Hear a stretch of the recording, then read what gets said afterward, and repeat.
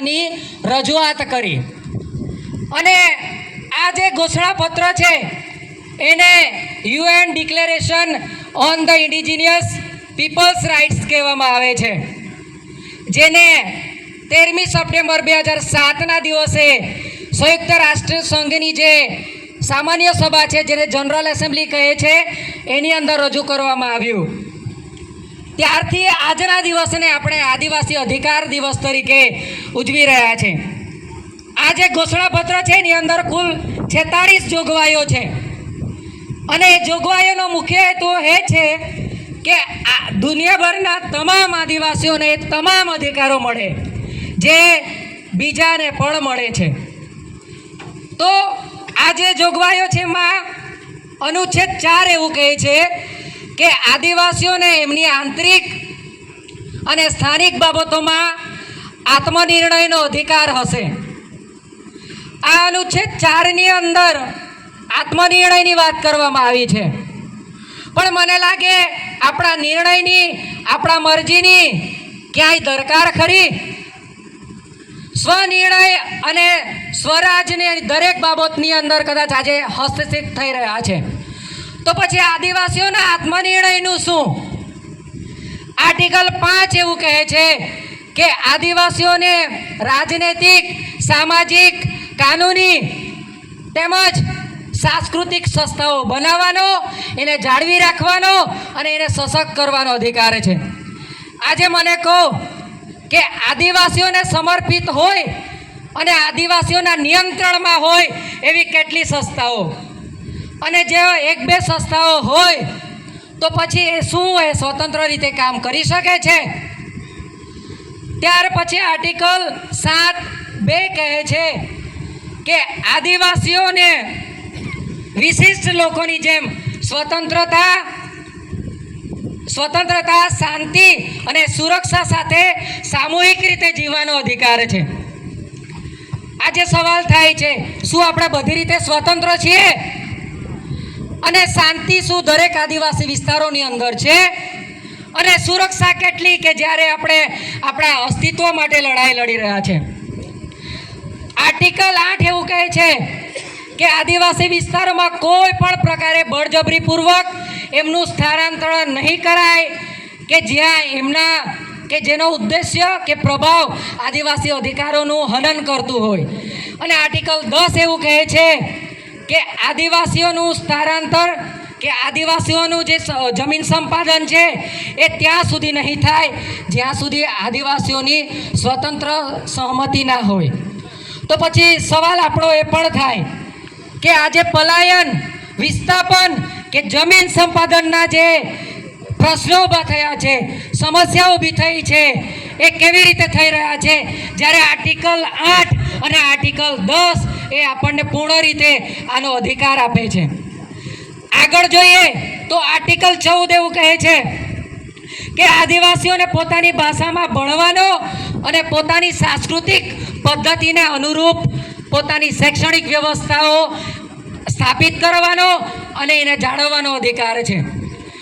આજે શું આપણી પાસે સાંસ્કૃતિક પદ્ધતિને અનુરૂપ આપણી પાસે શું એ વૈકલ્પિક વ્યવસ્થા છે?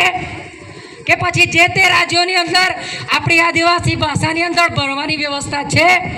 અને જો એ હોય તો એ આદિવાસીઓના નિયંત્રણની અંદર કેટલી? ત્યાર પછી આર્ટિકલ અનુચ્છેદ 16 એવું કહે છે કે આદિવાસીઓને પોતાની ભાષામાં મીડિયા સ્થાપિત કરવાનો અને બિન આદિવાસી મીડિયા સંસ્થાઓમાં ભાગીદારીનો અધિકાર છે, કોઈ પણ ભેદભાવ વિના. આજે મુખ્ય મીડિયામાં શું આપણી હાજરી છે? અને જ્યારે અત્યારે અનેક પ્રશ્નો ઊભા થાય છે, અનેક સમસ્યાઓ ઊભી થાય છે, ત્યારે આપણે સોશિયલ મીડિયાનું મહત્ત્વ સમજતા થયા છે અને ત્યારે આજે આપણે આપણી વ્યથા અને સમસ્યાઓ એ સોશિયલ મીડિયામાં ઠાલવી રહ્યા છે. પરંતુ મીડિયામાં શું આપણી હાજરી છે, જેને મેઇન સ્ટ્રીમ મીડિયા કહે છે? તો પછી બિન આદિવાસી મીડિયામાં તો આપણી વાત જ ભૂલી જઈએ. આગળ વધીએ તો આર્ટિકલ 18 એવું કહે છે કે આદિવાસીઓ તમામ નિર્ણય પ્રક્રિયાનો ભાગ હોવા જોઈએ કે જ્યાં આદિવાસી હિત અથવા અધિકાર ઉપર પ્રભાવ કે અસર પડતો હોય. તો આદિવાસી હિતોને લઈને જે નિર્ણયો લેવાય છે, આદિવાસી સંસ્કૃતિના સંરક્ષણ માટે જે નિર્ણયો લેવાય છે, તો એ નિર્ણય પ્રક્રિયામાં આદિવાસીઓની ભાગીદારી કેટલી? અને હું જ્યારે પણ આદિવાસી સમાજનું પ્રતિનિધિત્વ કરું છું ત્યારે દરેક મિટિંગો, દરેક કોન્ફરન્સની અંદર કહું છું કે આદિવાસી નિર્ણય પ્રક્રિયાનો ભાગ હોવા જોઈએ. અને નિર્ણય પ્રક્રિયામાં જ્યારે નિર્ણયો લેવાય ત્યારે આદિવાસી સમાજ કે આદિવાસી યુવાનો એ ટેબલ પર હોવા જ જોઈએ. કેમ કે આપણા નિર્ણયો લેવાવાળા બીજા કોણ? આગળ જોઈએ તો આર્ટિકલ 26 એવું કહે છે કે આદિવાસીઓને તેમની જમીનો, તેમના ક્ષેત્રો, તેમના સંસાધનો કે જેમનો તેઓ વપરાશ કરતા હોય, જેમનો તેમની પાસે નિયંત્રણ હોય કે કોઈ પણ પ્રકારે તેઓ વિકસિત કરવા માગતા હોય તો તેમનો હક, કબજો, નિયંત્રણ કે પરંપરાગત એમનું સ્વામિત્વ હોય તો તેઓ કરી શકે છે. અને એની અંદર જ આર્ટિકલ 29 એવું કહે છે કે આદિવાસીઓને તેમની જમીનો, સંસાધનો તેમજ પર્યાવરણને વિકસિત કરવાનો અને આપણી જે કંઈ પણ ઉત્પાદન ક્ષમતાઓ છે એને સંરક્ષણ અને બચાવ કરવાનો અધિકાર છે. તો આજે હું એ કહું છું કે આપણા પૂર્વજો જળ, જંગલ અને જમીનનું રક્ષણ કરતા આવ્યા છે, એનું નિયંત્રણ કરતા આવ્યા છે, એનું સંરક્ષણ કરતા આવ્યા છે. તો પછી આજે એક સાચા સંરક્ષક તરીકે શું તમારી અને મારી પાસે જળ, જંગલ અને જમીનના સંરક્ષણ કે નિયંત્રણનો અધિકાર છે? આગળ વધતા આર્ટિકલ 35 એવું કહે છે કે આદિવાસીઓ પોતાની પરંપરાગત રિવાજો અને સંસ્કૃતિ મુજબ પોતાની ઓળખાણ કે સદસ્યતા નક્કી કરી શકે. પણ આજે તો આપણે જે તે સરકારે જે આદિવાસી હોવાના માપદંડો નક્કી કર્યા છે એ જ અનુસરીએ છીએ. તો પછી આપણી એમાં ભૂમિકા શું? આગળ વધતા અનુચ્છેદ 44 એવું કહે છે કે આ જે તમામ જોગવાઈઓ, આ જે તમામ અનુચ્છેદ જે યુનાઇટેડ નેશન્સે આપ્યા છે એ માટે એ ખાતરી આપે છે.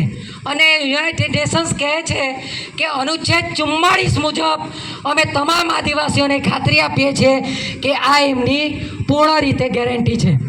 તો સંયુક્ત રાષ્ટ્ર સંઘ જો આપણા અધિકારોની ખાતરી આપતું હોય, એ જો પાકી ગેરંટી આપતું હોય તો આપણે આજકાલની બીજી ગેરંટીઓ પર વિશ્વાસ મૂકવા કરતાં યુએનની આ જે ગેરંટી છે એના પર વિશ્વાસ મૂકીએ.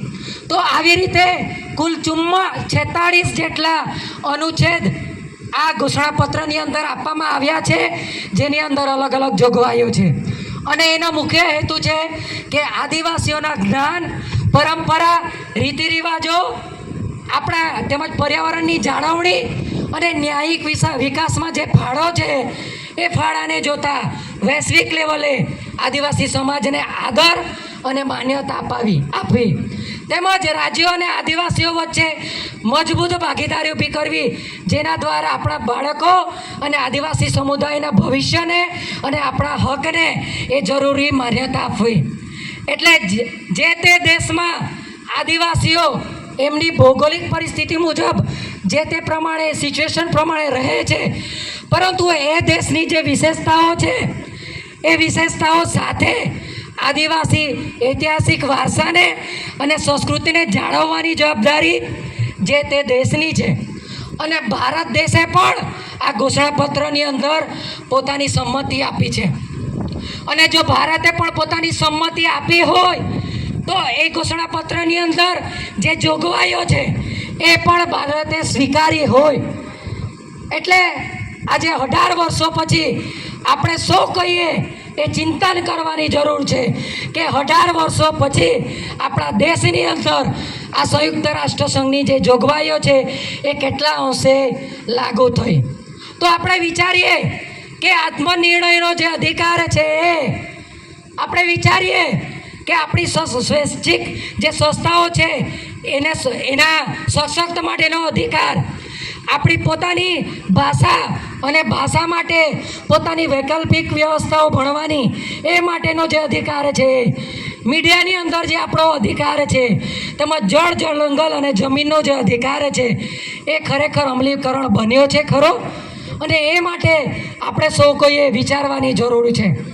અને જો એ અમલીકરણ નથી બન્યા તો એનું ક્યાંક ને ક્યાંક કારણ છે આપણી અજાણતા અને આપણી જાગૃતતા.